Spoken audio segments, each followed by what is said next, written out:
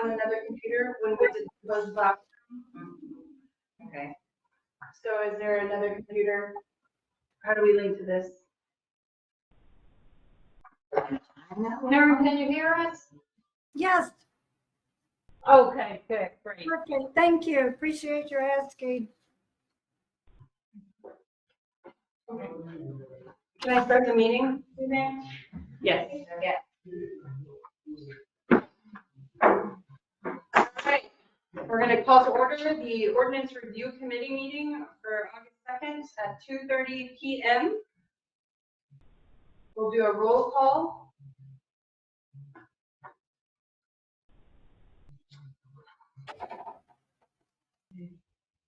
Emma Davenport, Here.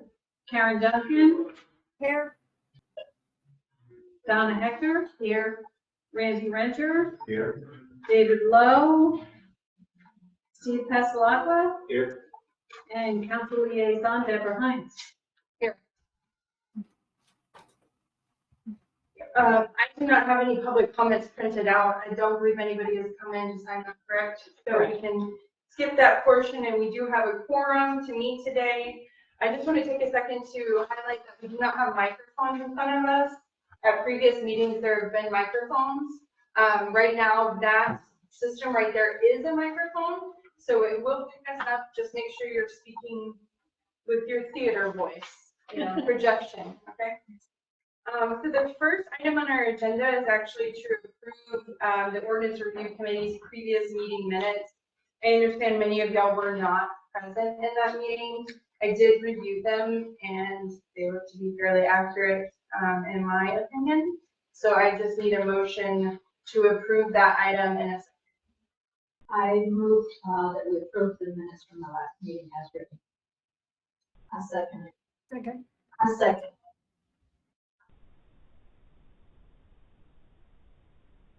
Okay, so we'll go through a vote. Member Duncan, Approved. Member Renter, Member Davenport, Aye. Member Passalacqua, Aye. and Member, Aye. thank you.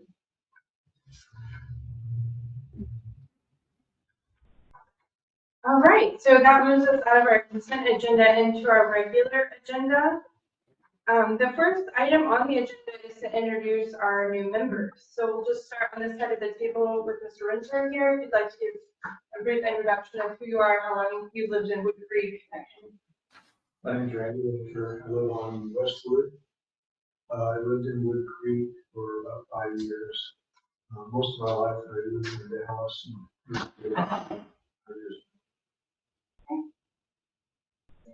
I'm Donna Hector. I'm a retired educator. I moved here about 7 years ago. I lived in Austin for 36 years, moved to Brady for 10, for 11, and was glad to come back to here. My name is Steve Passalacqua. We've been here 4 years. We moved from Dickinson, spent 25 years in oil refinery operations. Just about it. All right, and then we'll go ahead with our previous members just because we have new members to get your introductions. I'm Emma Davenport. I live on Brook Meadow and have been here a little over 5 years. Karen? I'm Karen Duncan, and we have owned our house since 2011 and full-time since January 2014 on Brook Hollow Drive. Great. All right. So we have a good blend of long-term, newer residents. So that's nice. I'll move to item number 3. To introduce myself, I am your city council member liaison. I am not a member of your committee.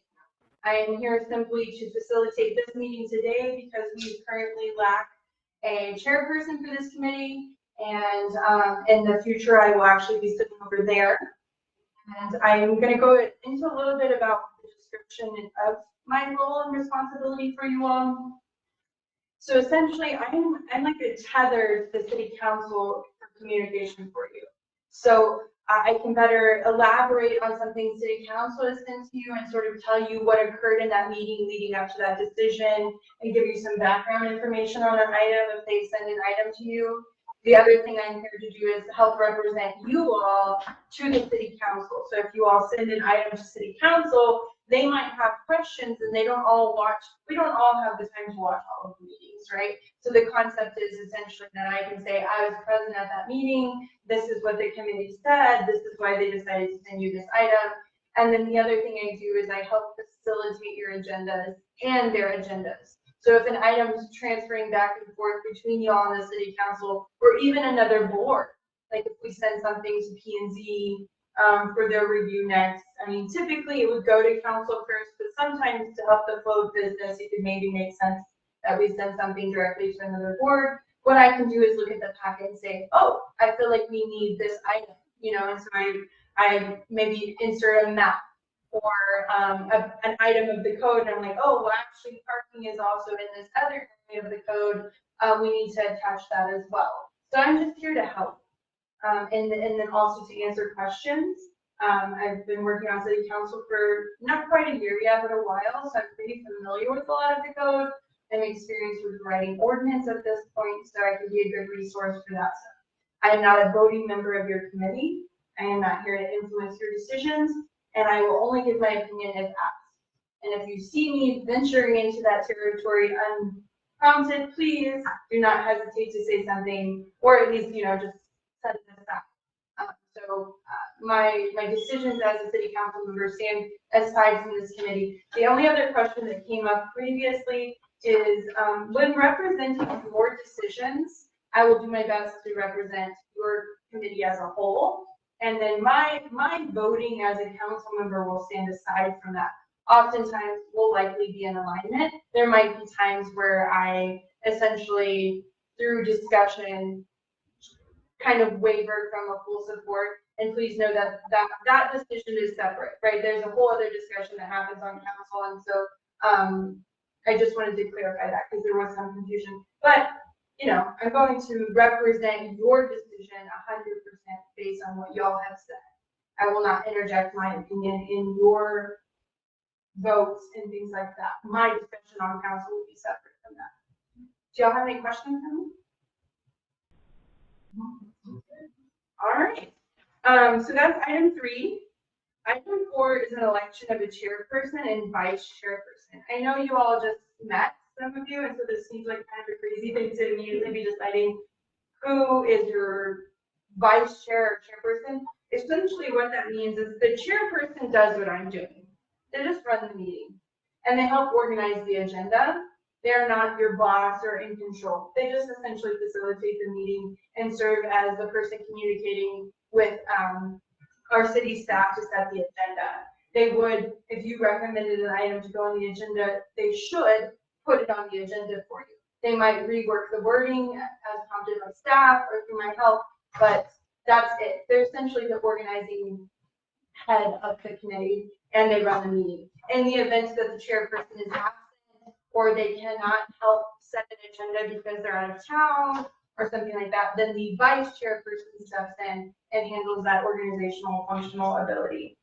So at this point, I would entertain a motion of somebody volunteering to be chairperson or to nominate someone else for chairperson. So we need a motion for both. A motion to nominate a chairperson, and then that needs a second, and then we need a motion to nominate a vice chair, and that needs a second. And I cannot be either one. When first you're asking for a volunteer. If there's somebody who'd like to step forward for it, that's always preferable. We hate to throw somebody into a position where they're resistant or unsure. Otherwise, feel free to nominate someone. Okay, so without a nomination, I'm not sure how to proceed.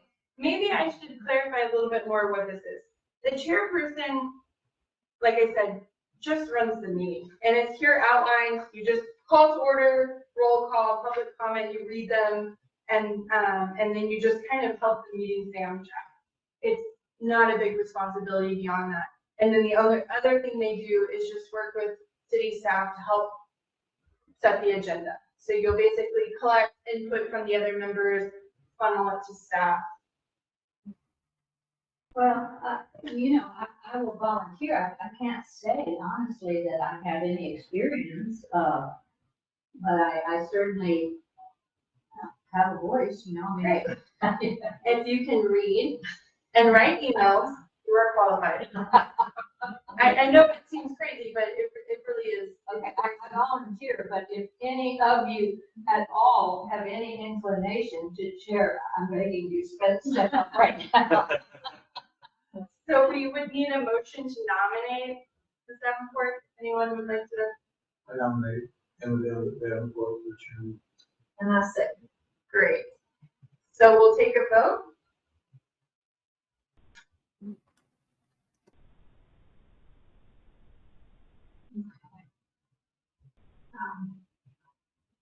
Member Passalacqua, Aye.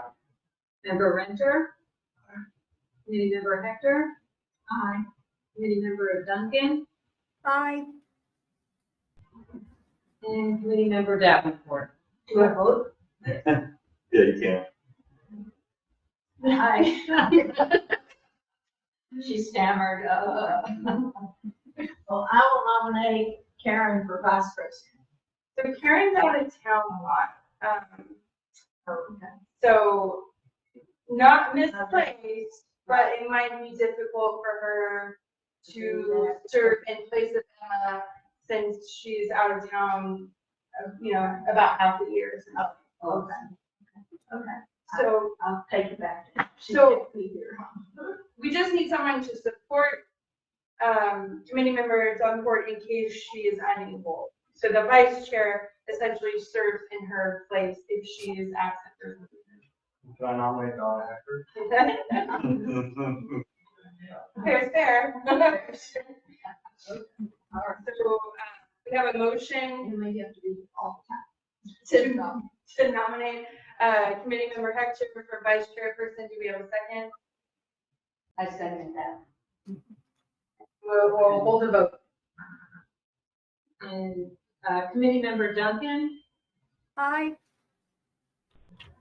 Committee Member Renter, Committee Member Passalacqua, Aye. Committee Member Davenport, Aye. and Committee Member Hector. Aye. All right, deep breaths, y'all. It's gonna be okay. So we're gonna move to item 5. In the future, you would have a motion for each item. So committee member would say, I move to discuss the goals of the committee, and somebody would second. Okay, so do we have a motion to discuss the goals of the committee? I move we discuss the goals of the committee. Great. And do we have a second? I second. Great. And so what that does is open the ability to discuss an item, and it can fail for lack of sponsorship. And meaning, like, if nobody wants to discuss the goals of the committee and everybody stays silent on that item, essentially the committee would not take it up. Okay? I know this all sounds very formal, but it is the way it's supposed to operate. And so if we could try to stick to that, and I'll help facilitate that in the future as Can I your ask a question? yes. I read this training, Mhm. watched the training videos, and does everything there pertain to us as if we were under a city council type? Absolutely. It does. So the Yeah. whole quorum thing. Absolutely. Yes, and there's a little bit of confusion about what really makes a quorum.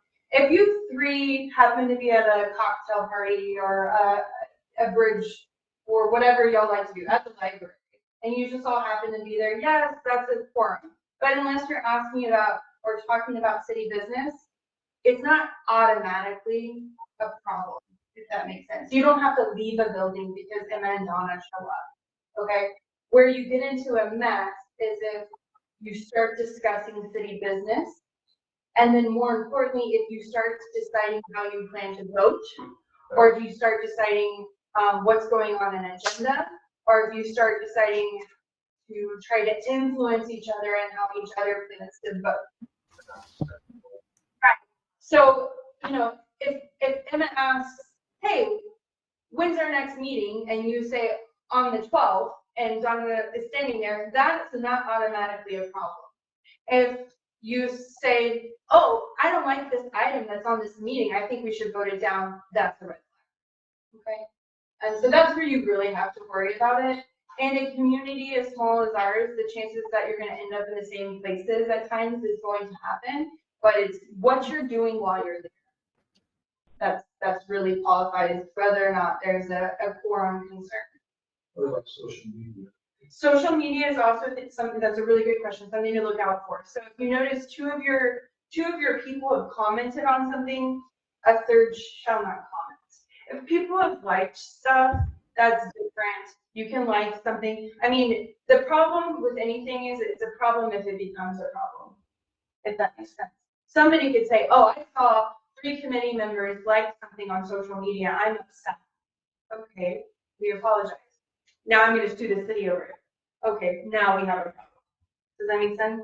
But your best bet is anytime you've seen 2, stay away. Just don't comment. You know, you're free to read it. You're free to have an opinion. Just try not to put it there on paper.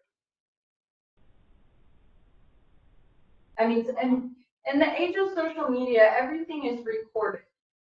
This, you know, it's all there. It can be looked at any point. So you do want to be careful about saying how you intend to vote. You want to be careful about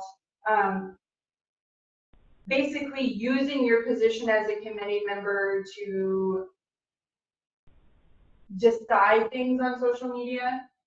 You know, your First Amendment rights don't stop just because you joined the committee, meaning you can still have an opinion, you can still discuss your opinion, but you just want to be reserved with your words. I mean, I do it all the time. I say things, I have opinions, but I also say as a council member, I will not speak to this situation, right? But I can still post about being concerned about Jacob Well drought.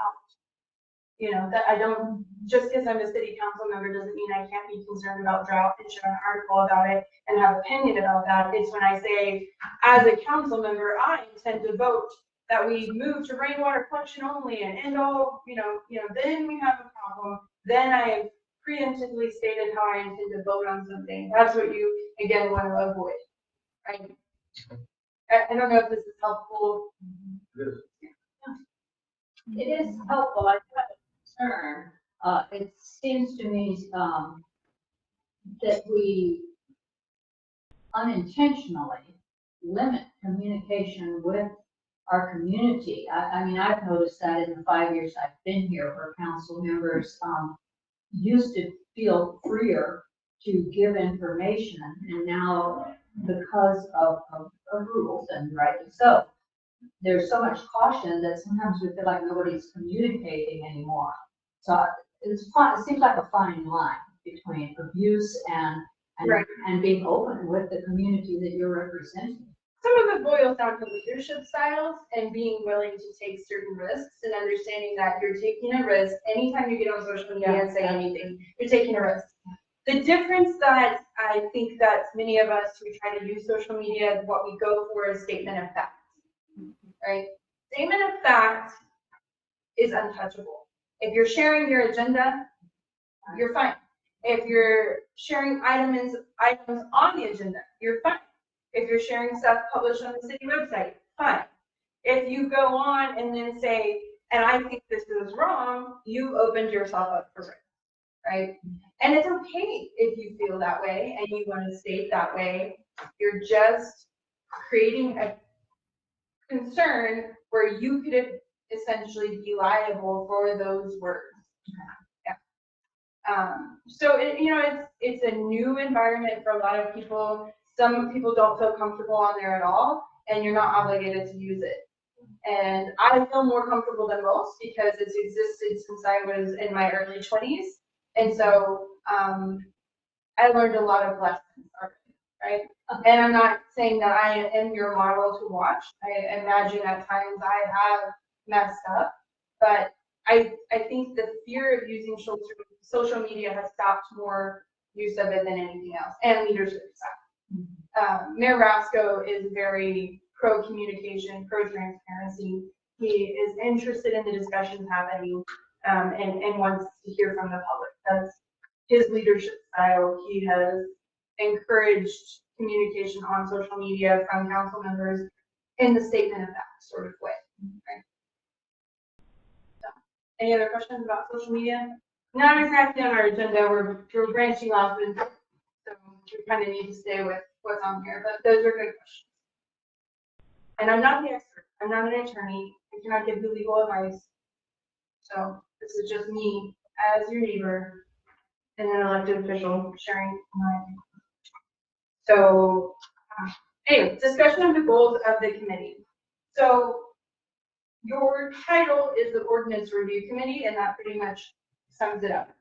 The job of this committee is to review our ordinance and to make suggestions to other bodies and council as to ways we can update, reduce, improve our ordinances.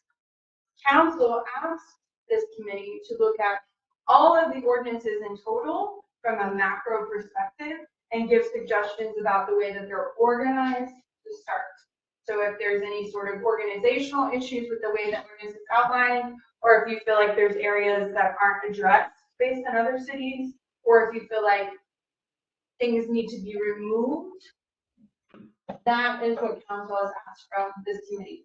In the last meeting, this committee then decided to ask council for more information, meaning we've got this project, we intend to look at all of the ordinance, but what we want from council now is sort of what areas would you like us to focus on? What specific ordinances are you all worried about right now? What is a priority list here? So that's where we're at right now in the goals of this committee. It's that simple. And the other goal of the committee was to bring this into a fully transparent and open committee. Before it was an ad hoc situation nominated by the mayor, and it was people who got together outside of being videotaped and an agenda being published, and they discussed ordinances and made recommendations to council. Different style of leadership, right? This style of leadership is we want everything in front of the public. We want the public to be able to come in and give input, and we want the agendas published so the public knows what we're working on. And we want council to nominate members instead of a single mayor dictating who is running the ordinance review. Okay? Do you have questions about the goals for the committee? Well, I would think that one of the goals of the committee is to be gone within a fixed period of time. Because we should review the ordinances and then we'd be done. So, which I know from Maureen's telling me how many ordinances there are, that's probably going to take a year or two. But I think this is a committee that should have, you know, a goal to have an end time, to have ordinances organized and downsized. You know, just looking at some of the things that are on our website, it just seems to me like there's so much verbiage, I guess you would say, about things, where things are written that were for one particular instance, that they wanted to write an ordinance about one particular thing that maybe never happened again. It was just one thing. And so I think we need to evaluate, I guess, are these really ordinances that we need? I think sometimes we get so buried under requirements and verbiage that we lose common sense. Yes, sometimes. Yes, as I look through the ordinances, it made me left me with a sense that I'd like to just start over and rebuild all that stuff. And then you look at it very hard, and you can see it will take a lot more than years. It take decades probably to come up with something to replace, because we wouldn't want to replace the idea of the industry. But it's probably too much, too big of a goal to think that would be right. But that's what I maybe want to do. Yeah, you're not out of line. Karen, I don't know if you had your hand up earlier. It almost looked like it. Pardon? Did you have your hand up earlier? Well, I was just gonna say what I said last time, and I think someone said that a lot of the ordinances, or some of them, had been lifted from when the community was an HOA, and a lot of them feel like they don't have a public or a governmental purpose, but they would be great HOA rules.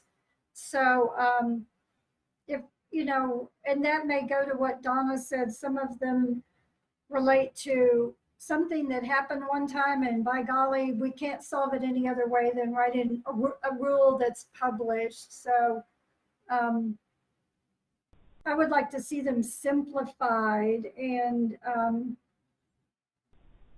be usable for the citizens, and you don't need a law degree to use them. Okay. Did y'all have any input at this time on this discussion item? Buy a bunch of highlighters and I didn't know that CID.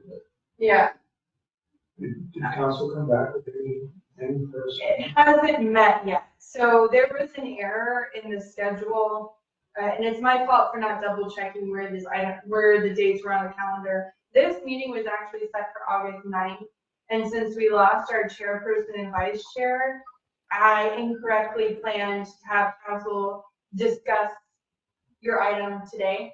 And then this was corrected and the meeting fell on the same day. And it wasn't actually today. It was, we had a budget hearing planned last week, and it was gonna be a dual council and budget hearing, and then that was adjusted. So then those items got bumped today, and this meeting's also, so just a minor scheduling issue. So we're not in a rush,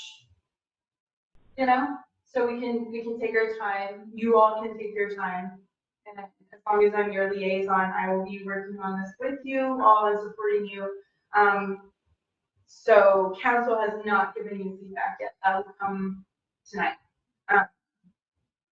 So as far as goals of the committee, what I've heard so far is organize, downsize, work on the language used to make it less lawyer speak and more citizen friendly. I've heard that we need to address and find out what it is that our city actually needs, make the code enforceable, and simplify it in some way, is what I'm hearing from you all as your goals.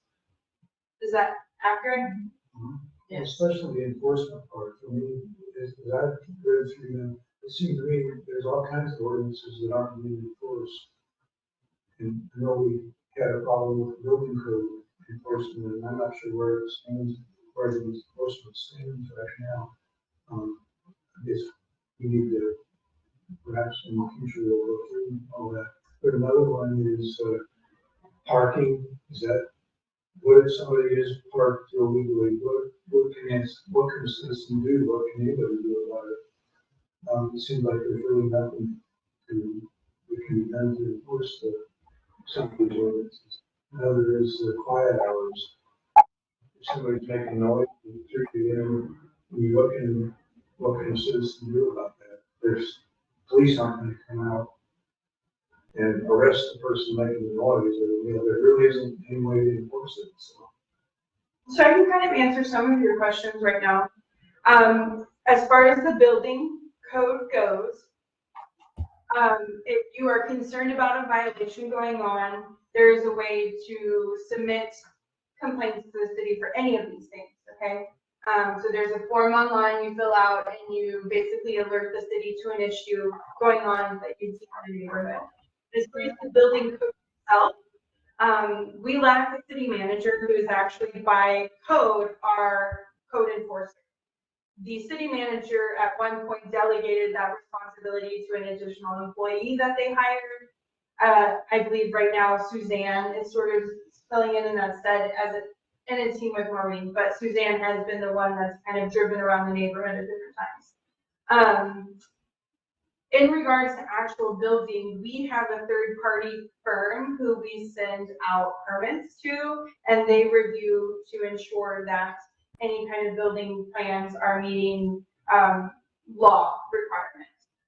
And then they get back to the city, and the city manager would have been the person going to essentially ensure that this is being enforced. And there's also inspectors involved in that third-party firm And then you also, if you're a builder, you have to pay for inspection services. So for example, when I decommissioned my septic, I had to pay for somebody to come out and inspect it after it was completed, and I had to submit that inspection to the city.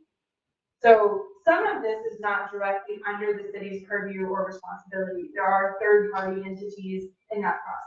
Also, council did look at the building code and reduce the amount of permits needed and kind of brought it better into alignment with state code and law, and sort of took a little bit of the burden off the city in those permit processes, removed a little bit of that. And they also created a like a kind of a Q&A sheet that's now published to sort of help residents understand those building permits a little bit better. Your next one was parking. Right now, again, we don't have somebody constantly patrolling the city, so if you are consistently having parking issues around you, with people parking in the street, again, file that complaint, right, for lack of a better word, with the city. It alerts the city that there's maybe an issue. You can also call city staff and say, hey, my neighbors, they're consistently blocking the road. It's actually become dangerous. That frequently is not necessarily a citizen. What I've noticed specifically on Wood Creek Drive is it's often people working at the home. So you'll see some kind of person, like a plumbing vehicle or an electrician vehicle or, you know, drywall. My neighbors were just building their house, and the construction employees were consistently parking in the street because they didn't know. When HEB drops off my groceries, they park in the street. And I have to oftentimes say, hey, you know, pull into my driveway, you can't park there. So it's just kind of a collective participation on that one. So until we have a new city manager and that role of code enforcement is really being filled in, it's falling on Maureen and Suzanne, and they already have full dance cards with their regular employment. So we're just kind of a little bit off on that right now. We did recently address parking though as council, and the part where it's being enforced has been cleaned up a little bit to kind of reduce the amount of enforcement necessary to get in line with code. And council voted to make some things like open up the use of your land. Like now, you don't need a permit to park a trailer for a short period of time. You can park a trailer in your driveway for a period of time while you're using it. Same with like your RV. If you need to unload your RV and clean it out, you don't now need a permit. So we've kind of reduced some of that enforcement issue, right? Because anytime we're talking about enforcement, it's a cost of staff and man hours, and so that comes out of the city budget. So you're right to be thinking of that when you're looking at the code. Like, how can we actually enforce this? Does this actually make sense? And is it practical for the city?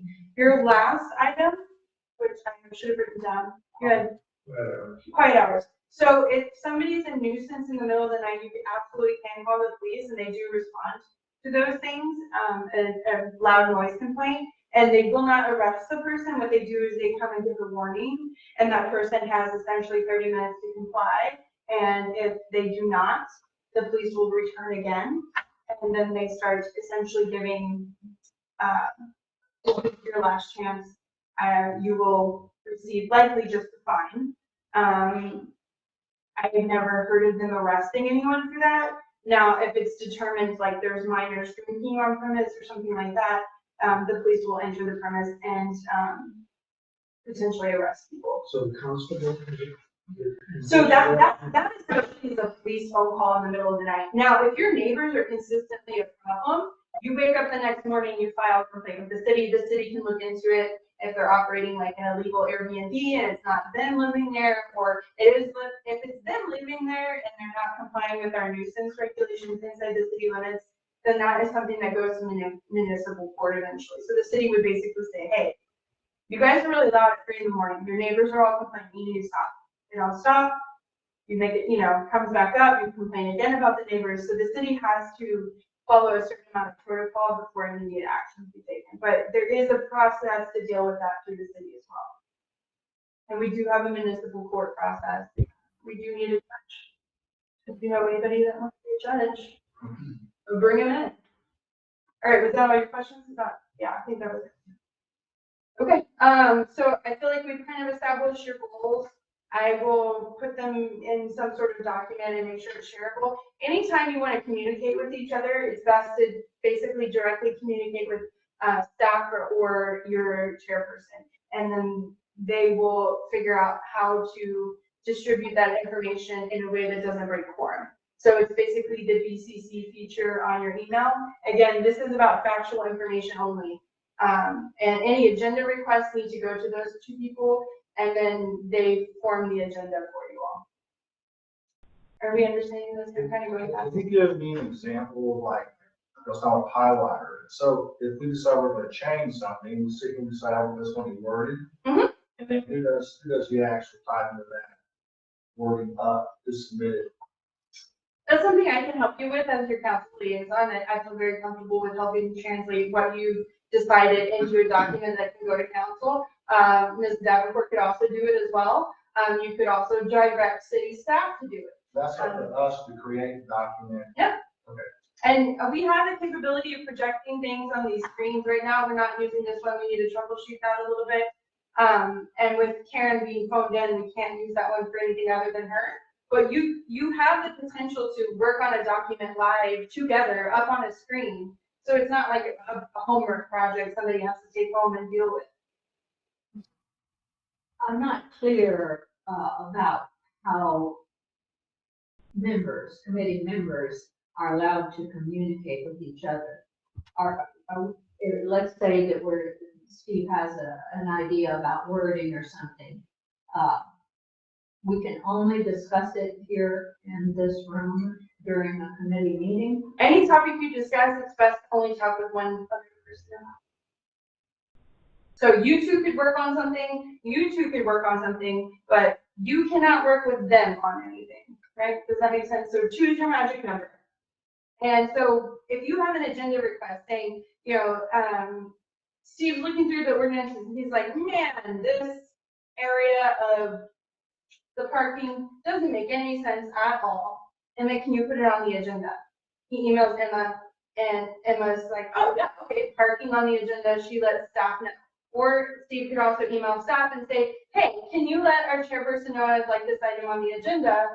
And then they notify Emma, okay?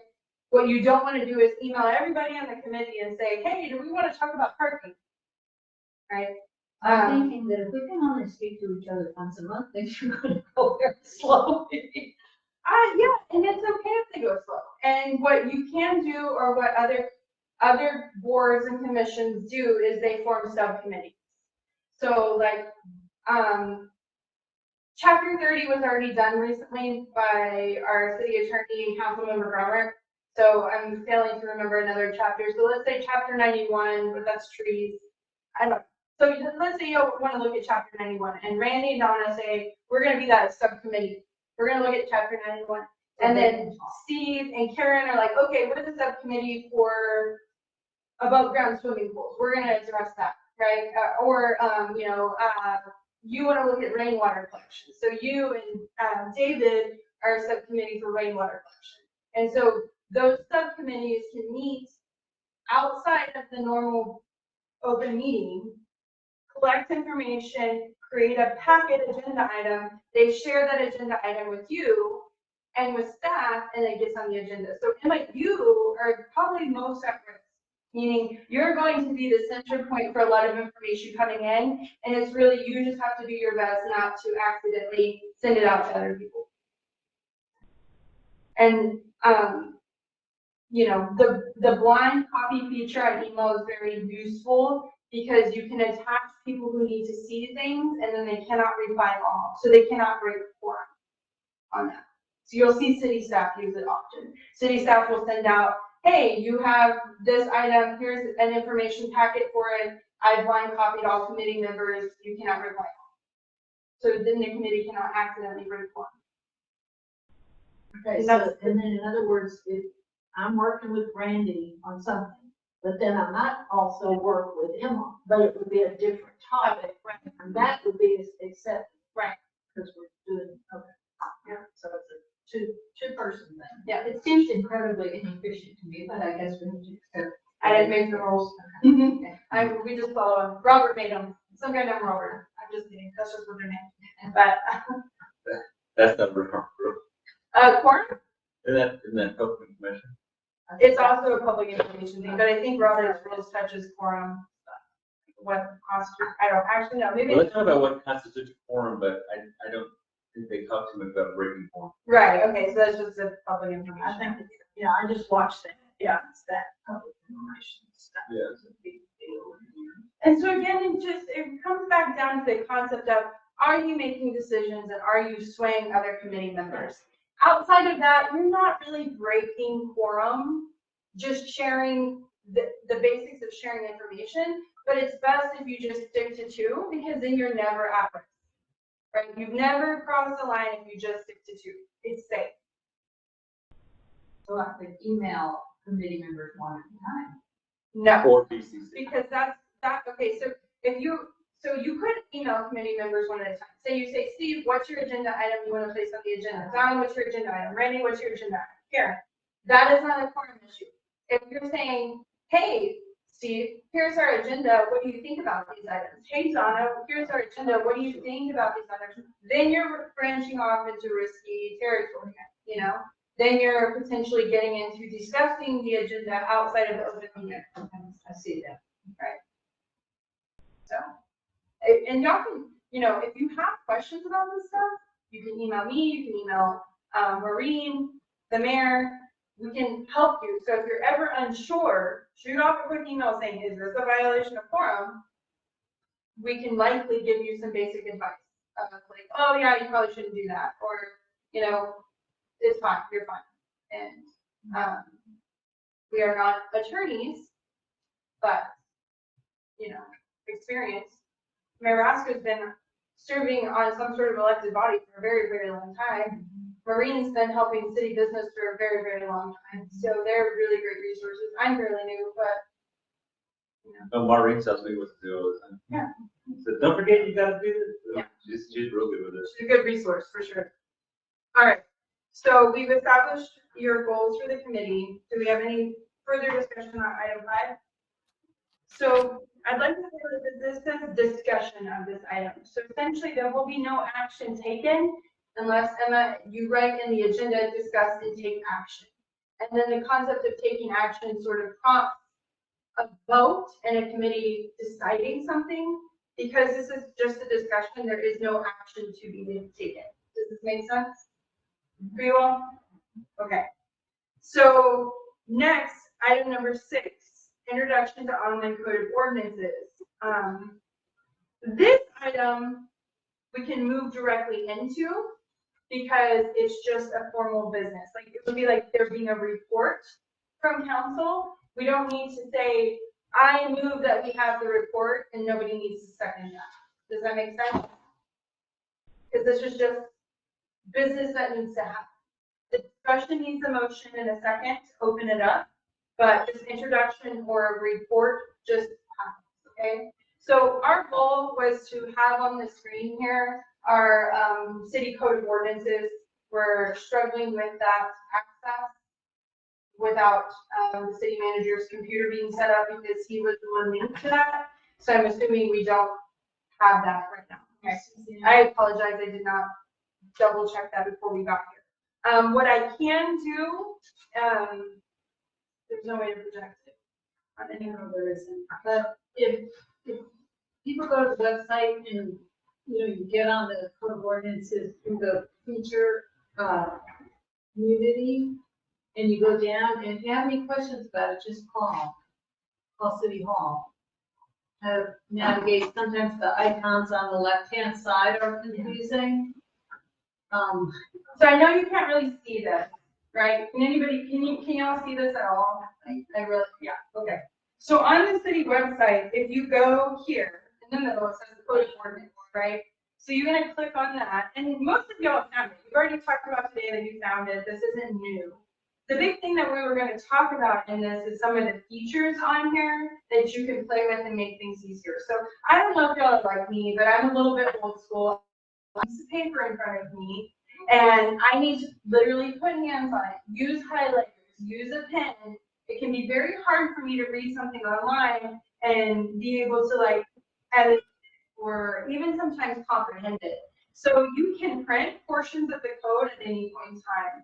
There's these icons up here that allow you to do that. When you're clicked into the code, they'll appear here. So if you just kind of play around in the code, you can sort of find a lot of really interesting features that you probably never needed to use before because you weren't like actually working on this. So see here, I just hit traffic code, and now there's all these like little blue hyperlink buttons up here.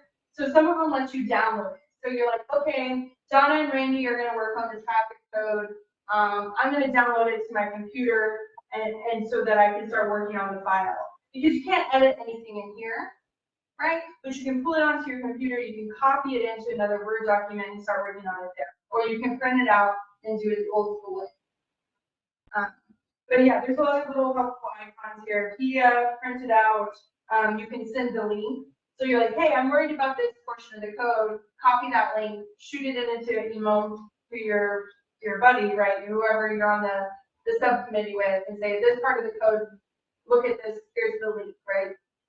The numbers over here are really helpful. So I don't know how much time y'all spent like referencing code, but when you go to talk about the code, if you're talking to someone else, you want to say, oh, title 4, chapter 70, traffic schedules, right? And then under there, there's all these numbers that you reference on the left-hand side, like schedule 2A. So you'll kind of figure this out as you go. It's not really something I can teach you on.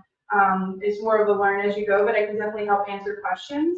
The other thing you can do that's a really cool feature is you can see the changes that have been made on the mirror code. So there's like a very consistent long-term record in here of any changes we've ever made, and so you can hit show changes. So if there's ever been edits to this portion of the code, this will show it. And so one that's easy to see right now is chapter 30 because we did edit it. It's been edited a couple of times recently in the past couple of years since it all got into the system. And so you can see the strikeouts. They appear in red with lines in them. And so for me, I don't use that a whole lot, but it can be really good to see where we've been, right? To see what code used to be.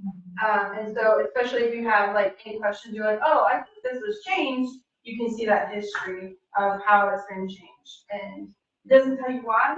That's something you have to find in the city minutes, but you can see that history. The other portion of this introduction that occurred, because Emma and Karen were here for it, you three are actually new to this part, was that City Manager Lewis went into the history of our code. So in the 70s, this neighborhood decided to become a city. So its initial foundation of code is essentially from an HOA. That's been significantly changed. At one point, there was a complete recodification done. What that means is that a third party, essentially the code people, I think it was with Muni Code actually, when it went into this system. The Muni Code people sat down with the city manager and the city attorney, and everybody looked at everything, and they combed through and made sure that it matched up with state law, and they put it all into this online system. And so at that point, many of the things that were very HOA were probably removed, meaning because the city cannot operate like an HOA legally. So a lot of that stuff has been combed out.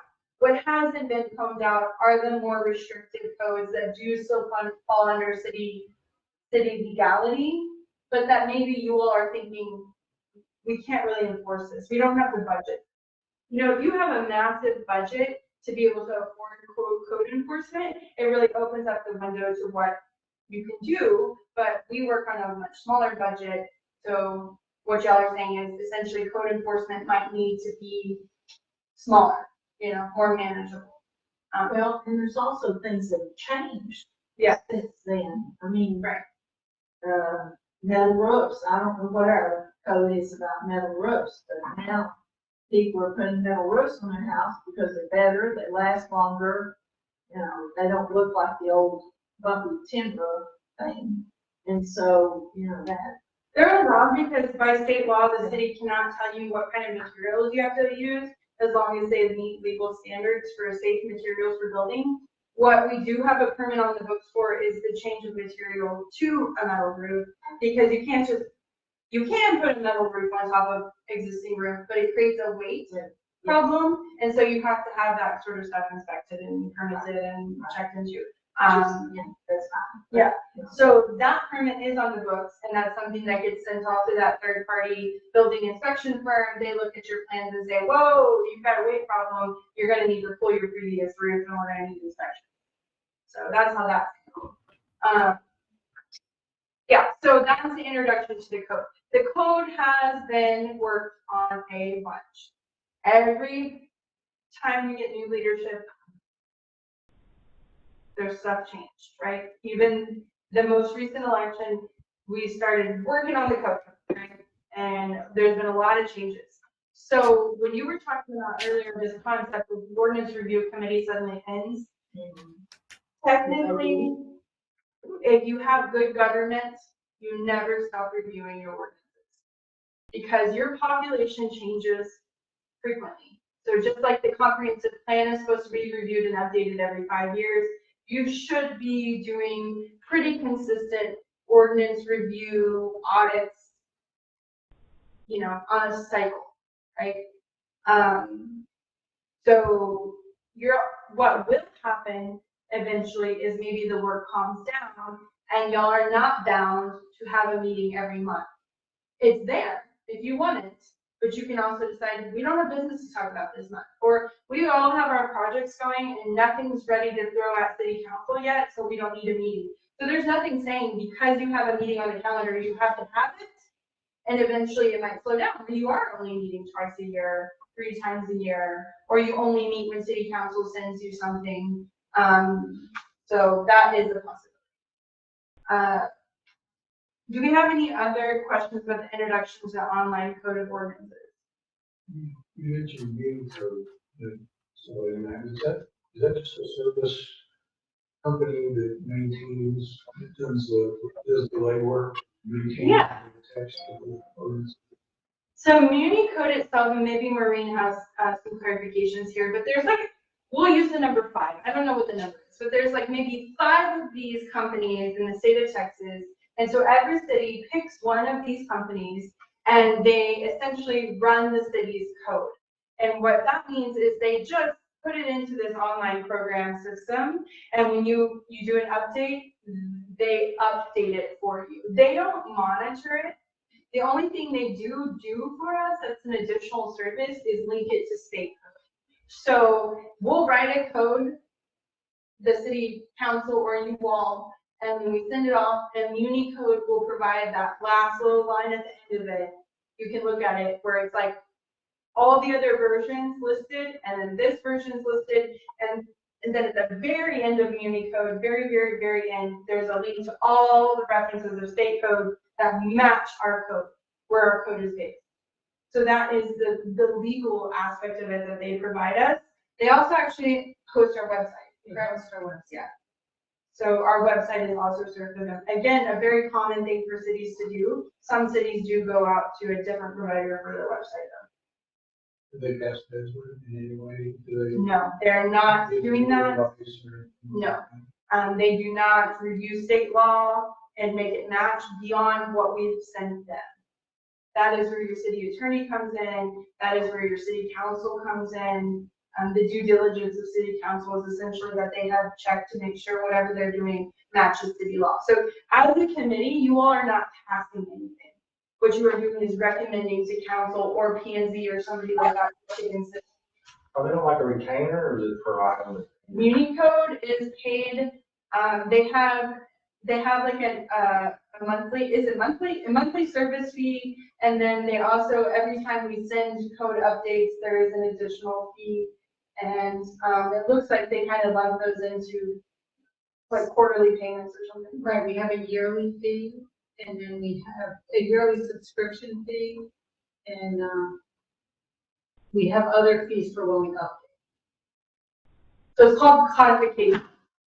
Anytime council passes something into law, it goes into codification, and then Unicode puts it in here. So they kind of just handle the organizational back end of things.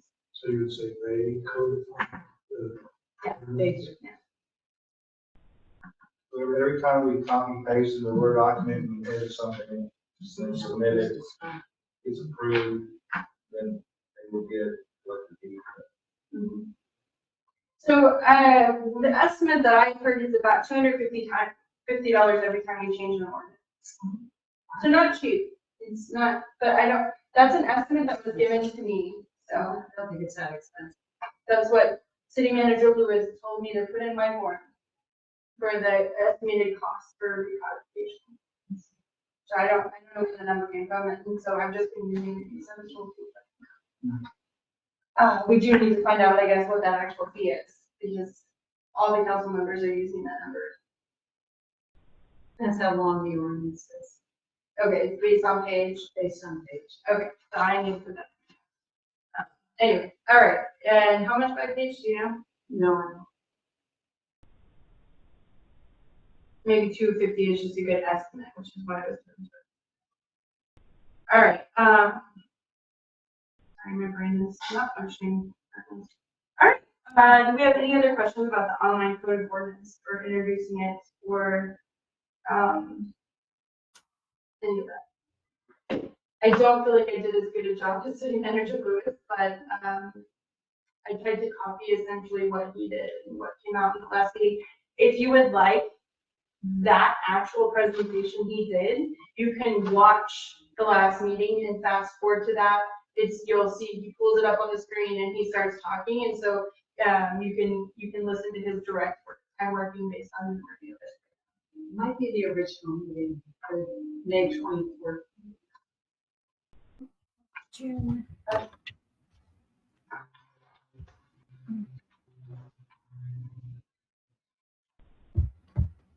So brief training occurred item number 3 on June 14th. Okay. So I don't know the many minute. Oh, actually here, you have your minutes in front of you. So that happened. Oh, it doesn't have the time. Sometime between 2:34 and 3:38. So yeah, if you want to hear his introduction, I think it's relevant, and you know, it doesn't take up that much time, so that's always a good thing to review. If you've missed a meeting, I like to watch mine, so I'm caught up. I recommend y'all do the same. Obviously, this is a volunteer position, so. I feel like the introduction is done unless you all have any other questions. I do. Yeah. How do we, set the agenda for the next meeting? So what has been done in the past, or what I do, for example, the comprehensive plan work group that I'm part of, is that you and Donna might confer with each other, because y'all are chair and vice chair. You want to establish, yes, I'm going to be there, right? And you can run the meeting, and then you might send out a call. Hey, committee members, blind copied, right? So they can't reply to that call. Does anyone have any agenda requests? Your committee members can send you submissions. Maybe Steve's like, yeah, parking ordinance, we need to fix it. Or, you know, somebody else is like, I can't even think of anything. So may I say right now what I suggest and then take suggestions from committee members? In a minute, we could talk about that. So that's kind of your job, is to follow the schedule, and you have to be very careful about not talking about things that are on the meeting minutes. Okay. So, Okay. yeah, thank you. The agenda minutes, or agenda schedule. Okay. So we'll get to that in just a second. But in regards to what you're talking about, when it is time to set your agenda, you'll have a deadline. Essentially, you need to get everything to Maureen. We decided previously, at least the Monday before the next meeting. So like, At least a week before. Yeah. At least. yeah, today's meeting's on a Tuesday. In theory, Maureen would need all of your agenda items the Tuesday before at the latest, right? Yeah, at the latest. Yeah, and so I'd like to get her my stuff typically 3 days before that deadline. I don't always succeed, but that's my personal goal. And the information you want to attach. I was thinking more of giving committee members the opportunity to prepare, so that every meeting, we're not starting from square one, so that people can do whatever research they need to do or think. So when the meeting is set, It goes out no less than 3 days before to public notice, and then Maureen can officially share the actual set agenda with all committee members, and she does. She sends an email, and she links the agenda, and then people can do their research in that minimum of 3 days in advance. If you say that minimum, maybe I would like Steve to spend the next 3 weeks thinking about something. I can't tell him today, was Steve thinking about this? Next meeting, you could say formation of subcommittees, discussion, take action on formation of subcommittees to begin working on the ordinance. And then during that time, you could form subcommittees, people could volunteer, you could assign roles, and then they would know, and you could set a date. Have reports due in 3 months at this meeting. And so Steve would then know, okay, I've got 3 months to work on this ordinance and to submit my report, and then you could follow up with him and say, okay, remember, for the agenda to be set, I need this item 2 weeks prior to that meeting date. Does this make sense?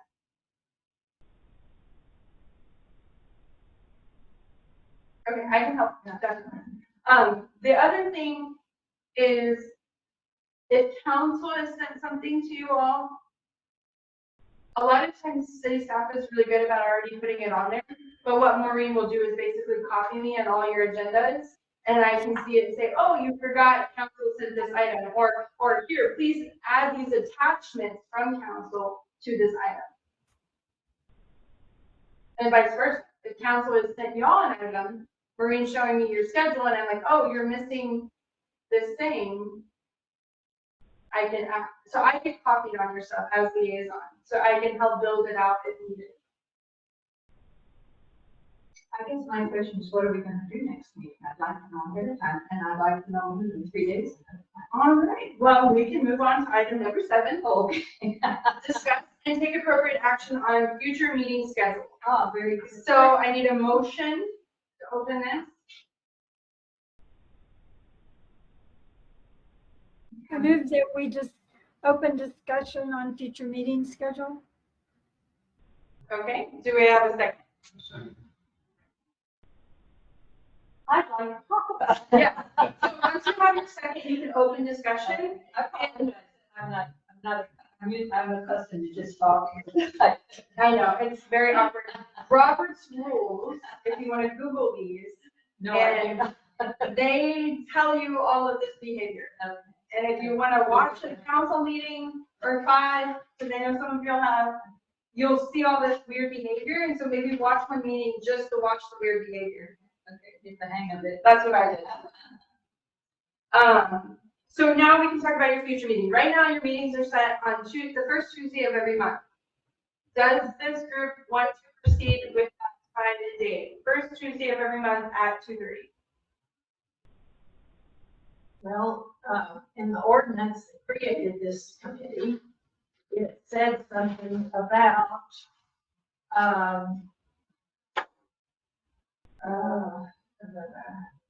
something about involved citizens in local government. That's been one of the issues, is that citizens, who can get here at 2:30? I mean, not a lot of people cannot. I mean, I don't care, because I can't, but, I mean, is that what we want to aim at? To me, if you want to involve citizens in the local government, you do it at night, even though it may be inconvenient to some of us. I don't know. I mean, that's how I feel about it. If that's part of our purpose, is to involve citizens, you're not going to get them during the day, or not going to get a wide variety of citizens trying to do that. Is that a wrong? I would imagine, I don't know, I'm totally new at this, but I would imagine that we're going to get communication from citizens, particularly if we solicit it. But unless, since we're not deciding anything, I wouldn't think that people will show up to object to anything we're talking about. I think people will call Maureen and complain about an ordinance, and she'll tell us, and we'll respond to the complaint by looking at it. So I have to, I hear what you're saying, but as a practical matter, I seriously doubt that we're very often going to come up against that. So as just a point of clarification, if Maureen's receiving complaints, there is no formal process for that to actually be y'all's problem. You could, as chairperson, ask Maureen, is there any area of code that you get a lot of complaints on? I'd like to put that up for discussion on the agenda. Does that make sense? Yeah. If she receives a public comment, she will automatically put that, there's a printout you'll get as the chairperson, and you'll read that on the public comment. And if people show up, they sign up, she has to do that sign up form, and you call them up and they speak. Now, we have not yet had a controversial or important item, like any kind of code up for grabs yet. So there is no telling what the public will do. I know that the public has already been showing up to the tree board actively and giving feedback. So, that's all I can say. The tree board meeting now? No, they meet during the day. And city council meets towards the evenings, usually on our regular meetings. There is logic in what you're saying. Sure, but then again, like you say, this is a working group as opposed to somebody who's passing rules and things, or more. This discussion seems like it's more discussion, presentation kind of group. So, and another issue, I mean, doesn't Maureen need to be here? So if we're talking after hours, that's an issue for someone whose regular work hours are during Friday. So I guess we have to balance the inconvenience, or the extra cost of her coming in tonight with what I think is possibly a remote possibility. I guess we can see how it goes. If we find out that lots of people want to come talk to us, then maybe we have to readdress that. Yeah, I agree. This is not for me to decide or have an opinion. This is 100% up to y'all. Discussion, meeting, time, and date. Okay, so how do people feel about, I thought it was the second Tuesday, but maybe it wasn't the first Tuesday. It was always the first Tuesday. How do people feel about the first Tuesday at 100 Make a motion to go to. Randy, how do you feel about that? Yeah, this is good. as anything. Do we have to do a motion? Motion to keep it at Monday at 2:30? Tuesday. So Tuesday at first. We wouldn't need a motion if it's just, We just do If it. it just stays the same, you you're don't not have to take changing anything, action. you don't. You could issue a motion to keep it the same and get a second and take a vote for formalities purposes.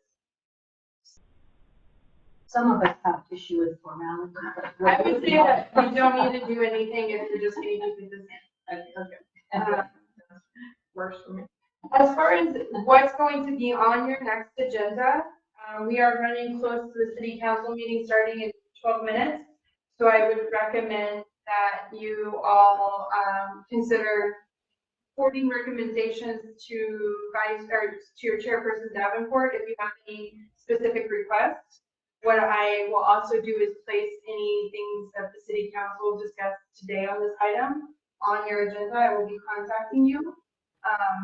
But otherwise, if there's a specific thing you want on next agenda, now would be the time to say it, but we need to consider wrapping this meeting. Okay, I'll say it quickly. Are you able to get those now? I am, Yes. okay. Maureen is gonna give each of us, some of us again, because some of us are not well organized, a copy of the, what do you call? We call them important. The important ordinances. And those are the ordinances that most people ask about, call about, and I believe that they are without the legalese, which Donna and I both would, so I think they're like. So what I would like to suggest is, among other things, that we look that over this month, and any suggestions, recommendations, rewording, whatever, then we can at least, that can be a starting point. Start with that document and work on that and go from there. All right, if there is no other business or comments, then I would entertain a motion to end this meeting. I move this meeting be adjourned. Do I have a- All right, adjourned at 3:39 PM. Thank you all. Thank you, Karen. Bye now. And I keep looking over my shoulder. And will you? Oh, is she gone? Yes. Email addresses. Marines will be that. A lot of times it really depends on what you all have decided. If you have not released your information for the public, then Marie will not be sharing it. So everything would then have to go to her. So it just depends on how this committee, what you all selected on. I didn't sharing your emails. emails. I didn't know the committee was public, but